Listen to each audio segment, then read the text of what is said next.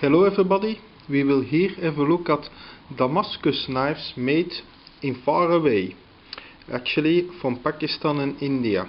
So why do I do this? Well, many knife collectors like the idea of having a Damascus knife, so knives that are consisting of different steels that have been plied together and pressed together and then etched so that you see the structure of the different steels, because they are still so beautiful. There is no real reason these days to use Damascus because the normal modern steels are fantastic, while historically there was a reason. But like I said, knife lovers like them. However, Damascus, because of all the work involved, tend to be pretty expensive. So that now exactly that labor is not so expensive in Pakistan and India. So, and they also have a centuries old tradition of making knives. So if you shop around, you can find some of them at good prices, but are they actually interesting? Because let's say an affordable price is one thing, but if it's not good, then it doesn't make sense either. Well, we will have a look at first two knives from Pakistan and then two knives from India, which I bought at a knife fair. The two from Pakistan. Well, so it's two hunting kind of knives. Well, one classic hunting knife and a smaller one, which are full tang. They come in sleeves, which actually for none of the two really fits well. So that's already more than a detail, something that is not so nicely done. It's a bit sloppy. Well, let's see this one. Well, I think if you see this, that you will be convinced that this is nicely made. By today's standard, it's a bit heavy. So I think it's 300-400 gram. You see, the knife maker is called Maam, probably from Wazirabad, which is the cutlery city in Pakistan since centuries. But you see, it is a proper Damascus. You can notice that if the camera picks it up, you can see the lines going also here in the file work in the spine, so it's not painted on it. It's proper Damascus, like full tang construction, so extremely sturdy, with nice multiple pins, which is a more luxurious technique, and camel bone handle. Yeah, that is an animal of which they have plenty, I guess. So, and bone is, in my opinion, a nice material for handles. So yeah, a classic hunting knife, not too big, it's around 12 centimeter, and actually it comes quite sharp out of the box. It's quite sharp, sturdy. So I must say, yes, well, I'm not a hunter myself, but obviously I like knives, so I use this a bit for various smaller things, because these classic Damascuses are carbon steel. You have to watch out a bit, I think, if you use it on food, that it may stain. I'm not certain, but it's quite possible that it will stain. That's a bit a pity for the nice looks. But as I said, I think, well, indeed the finish is a bit rougher than if you would buy let's say a modern brand like Valneven or Boker in Damascus, but then again the price is a fraction, so it's still interesting. A brief look at the other one. So it's a much smaller one, and it's quite a cute one actually, as you can see. It's a small handle that is, well, just enough for the hand.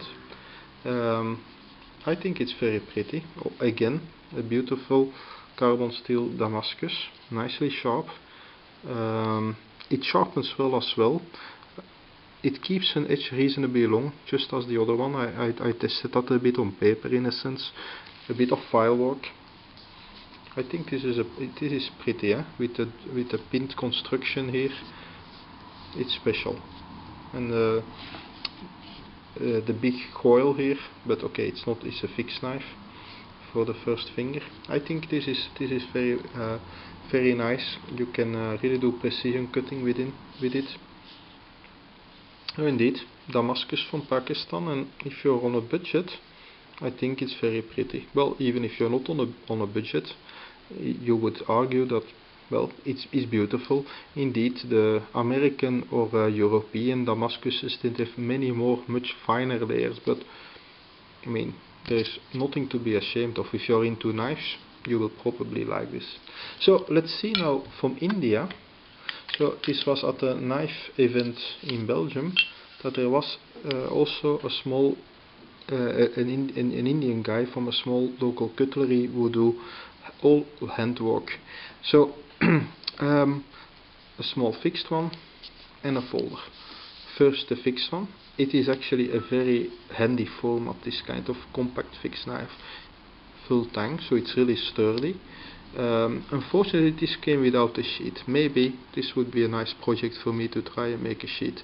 The structure is quite dark here, but it is also real Damascus. It's not painted upon it, so you feel the etching actually in it. It's quite dark, but compared to the other ones, which were more which is easier to see actually, but still also a lot of nice forms there. I think this, so you can see it better. I say a practical short knife. So yeah, finish actually of this one is pretty good. It's pinned, but a brass, how you call that?